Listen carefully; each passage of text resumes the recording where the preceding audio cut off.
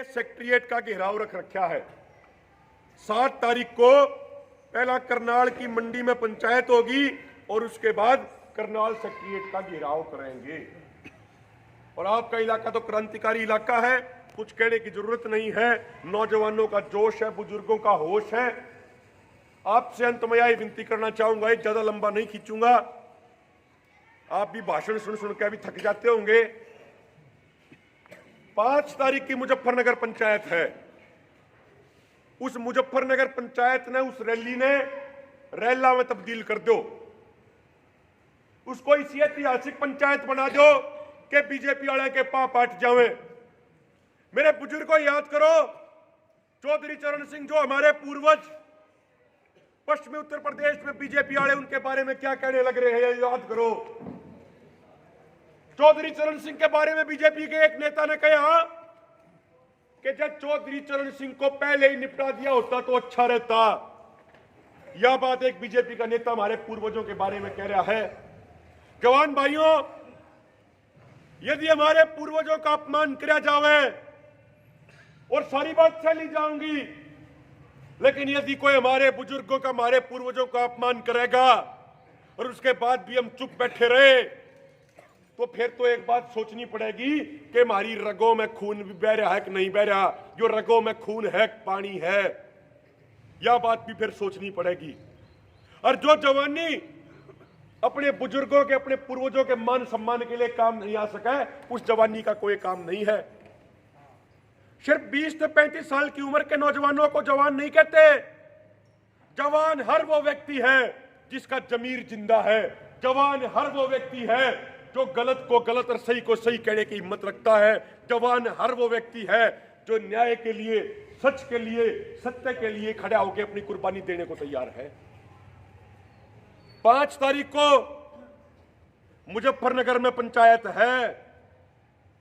आपका इलाका क्रांतिकारी इलाका है। उस दिन 5 तारीख ने पूरे मुजफ्फरनगर शहर ने पंचायत स्थल में बदल दो। पूरे मुजफ्फरनगर शहर ने रैली स्थल में बदल दो। पंजाब तक किसान आ रहे हैं, हरियाणा तक जाओगे, यूपी तक आओगे, एमपी तक आओगे, राजस्थान तक आओगे, हिंदुस्तान में कश्मीर से लेकर कन्याकुमारी तक और गुजरात से लेकर असम तक का किसान उस दिन वहां मौजूद होगा। तो मेरे बुजुर्गों, हाथ जोड़ के निवेदन है, हरियाणा इस आंदोलन में अव्वल नंबर पर चल रहा है, तो 5 तारीख की पंचायत में हमारी भागीदारी पहले नंबर की होनी चाहिए, अव्वल नंबर की होनी चाहिए। एक बार हाथ ऊपर करके बता दो कि 5 तारीख की पंचायत में कौन कौन जाओगा। भाई झूठा हाथ मत ठाइयो, सच्ची ठाइयो। मेरे बुजुर्गों, एक आखिरी बात, बड़ी महत्वपूर्ण बात। वैसे देखा जावे तो हमारे हरियाणा के गामा में या आरएसएस नाम की बीमारी बहुत कम है, और मैं तो कहूं यह बीमारी जड़ से खत्म होनी चाहिए। साथियों, एक बात ध्यान रखियो, इस पार्टी का एजेंडा क्या है? जो नरेंद्र मोदी जिसने अपना गुरु मानते हैं, जो आरएसएस का मेन आदमी था, उसको बोलते थे गोलवलकर। ये बीजेपी आरएसएस वाले तक कहा कर गुरु गोलवलकर, लेकिन भाई हम कहेंगे गोलवलकर, क्योंकि इसने बातें गलत लिखी थी। वो लिखते हैं, गोलवलकर लिखते हैं कि अच्छा राजा वो है जो 95% जनता के हाथ में कुछ भी ना रहने दे, जो सिर्फ 1-2% के हाथों में सब कुछ सौंप दे। गोलवलकर आगे लिखे हैं कि जब जनता दोहरे के मैं खान का नहीं होगा, जनता दोहरे के मैं पीछे नहीं होंगे, जनता दोहरे के मैं पहनने का नहीं होगा, तो जनता गुलामी की तरफ जाओगी। इनका एजेंडा क्या है वो समझना पड़ेगा। हमारे एक बहुत सीनियर नेता युद्धवीर सिंह जी एक बात कह रहे थे। उनसे पहले किसी ने भाषण में कहा कि भाई छोटू राम जी की सोच थी कि बोलना सीख लो, दुश्मन पहचान लो। तो हम बोलना भी सीख गए, हम दुश्मन भी पहचान लिया है हमने। तो युद्धवीर सिंह जी ने कहा कि भाई ना तो दुश्मन पहचाना है ठीक तरीके से, और ना ही बोलना सीखा है। और यह बात सत्य है।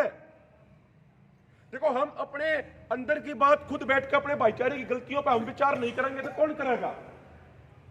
आज भी कोई राजनेता, कोई बीजेपी आरएसएस वाला जाट नॉन जाट का जहर घोल दे तो हमारा समाज जब में बट जावा है जाति के नाम पे। आज भी कोई बीजेपी आरएसएस वाला है, कोई और राजनेता हिंदू मुसलमान का जहर घोल दे तो हमारा समाज जब में बट जाए हिंदू मुसलमान के नाम पे। आज भी हमारे समाज को जाति धर्म के नाम पर बांट दिया जावा, हम बट जावे हैं।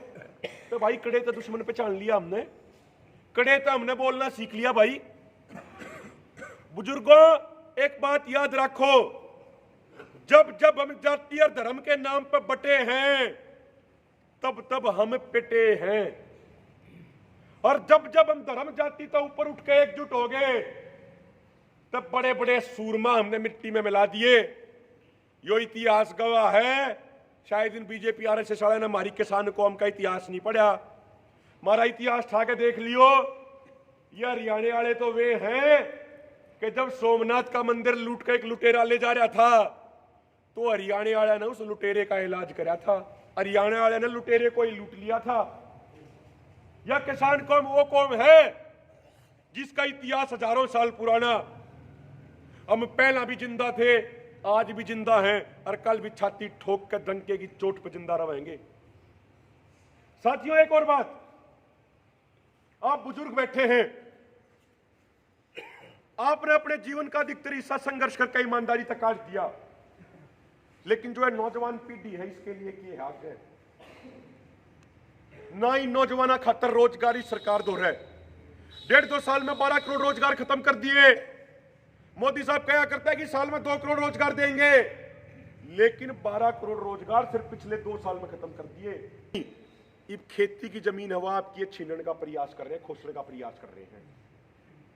मेरे बुजुर्गों, आपने एक बात बता दूं, जो ये 3 कानून आए, जो ये मुक्त बाजार मुक्त व्यापार की नीतियों के तहत लाए गए, ये कानून 40 साल पहले अमेरिका और अन्य पश्चिमी देशों में लाए गए थे।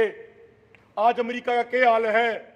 आज अमेरिका के किसानों के ऊपर 30 लाख करोड़ रुपए का कर्जा है। अमेरिका की सरकार ने अपने किसानों को सब्सिडी देने के लिए 60 लाख करोड़ रुपए दे दिए। अमेरिका में एक किसान को एक साल में 42 लाख रुपए की सब्सिडी मिल रहा है। एक साल में एक किसान को 42 लाख रुपए की सब्सिडी, 14 से 15 हजार रुपए सालाना।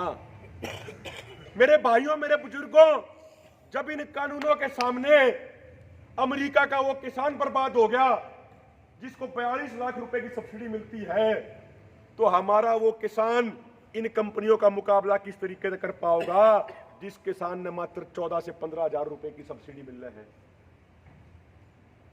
यह बात हमें सोचनी पड़ेगी, हमने लड़ना पड़ेगा। हमारी जो लड़ाई है वह WTO के खिलाफ है।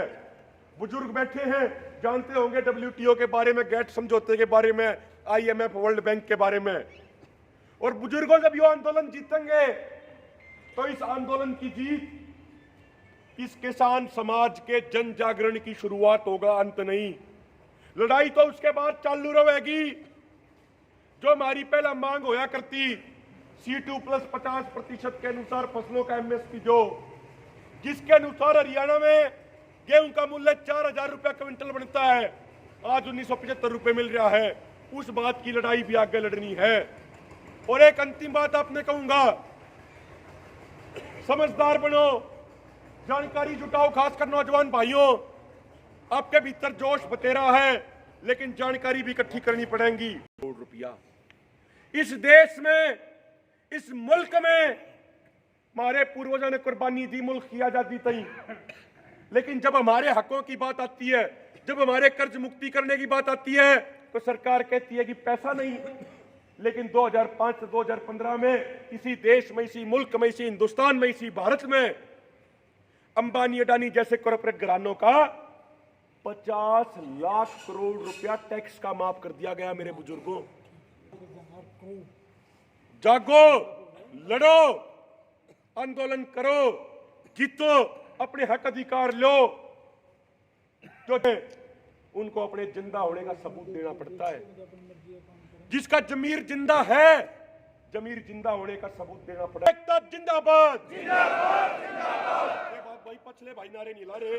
देखो, एक जमींदार का खून हो, जो दिन में 3 वक्त की जमींदार की रोटी खाता हो, जमींदार के खेत की, जो मेहनत कश हो, वो तो लाइयो नारे। और भाई इसके अलावा बेशक मत लाइयो। जिंदाबाद, मोदी सरकार मुर्दाबाद, मुर्दाबाद, मुर्दाबाद। छत्तीस बिरादरी का भाईचारा जिंदाबाद, संयुक्त किसान मोर्चा जिंदाबाद, जय जवान, जय किसान, जय जवान, जय किसान। बड़े गांव का बहुत बहुत धन्यवाद, बहुत बहुत शुक्रिया। जो मान सम्मान आपने दिया, ये 10 गुना करके आपकी झोली में लौटाऊंगे। आपकी इज्जत ने, आपके मान सम्मान ने, आपके नाम ने कदे कम नहीं होने देंगे। जो आपके मान सम्मान, आपकी इज्जत खातर यो वादा करके आप तो जाओ इस क्रांतिकारी माटी में। जो आपके मान सम्मान, आपकी इज्जत खातर गला कटाना पड़ गया, एक आदेश दे दियो, गर्दन कटा लेंगे। लेकिन मोदी, खट्टर, योगी जिसे तानाशाहों के शामी सिर नहीं झुकाओगे। ना झुकेंगे, ना दबेंगे, ना डरेंगे और ना पीछे हटेंगे। हमने तो एक चीज सीखी है कि आगे बढ़ेंगे, उसके अलावा और कोई काम नहीं। आगे बढ़ेंगे। इब मोदी सरकार के गोडे टिकवाए हैं, आने वाले टाइम में मोदी सरकार की नाक रगड़वाओगे। बस आप अपनी एकजुटता बनाए रखो, धर्म जाति के आधार पर बटियो मत, एकजुट बने रहो। आंदोलन में आपकी जीत निश्चित है। जय जवान, जय किसान।